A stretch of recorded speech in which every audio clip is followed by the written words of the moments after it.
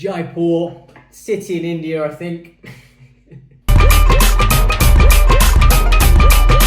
Thornbridge Brewery, Jaipur. We've got original and double dry hop version. Essentially, this kicked off the British craft beer revolution of bringing back IPAs and doing modern stuff with beer. It's a bit like the Sierra Nevada of British craft beer.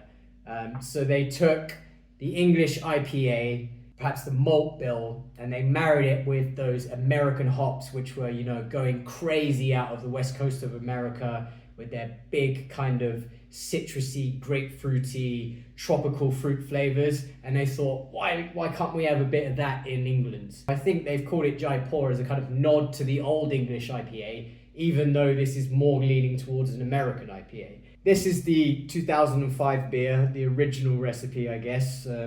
This one is the double dry hop version. I imagine that this one is going to be very juicy, big aroma, probably much closer to the modern day styles. So this is more possibly leaning towards kind of a West Coast IPA, but with a British twist.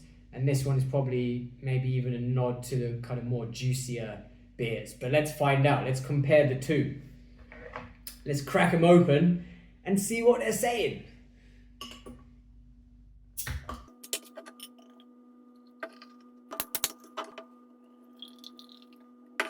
You can immediately see the difference in the body of these beers and the dry hopping. So this is double dry hopped. I think that just means that they've doubled the amount of dry hopping that they've done, not that they've just done 2 cycles of dry hops.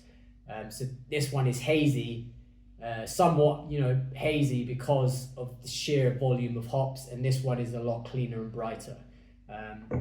So I'll give the OG a sniff first. Big on the grapefruit, orange peel, lots of citrus coming out of that. Smells quite bright, smells very inviting. I imagine when this first came out in England, people were like, whoa, what on earth is that? Because the IPAs we have in England, the traditional ones, a bit of hedgerow, a bit of fruit, a bit of earthiness, blah, blah, blah.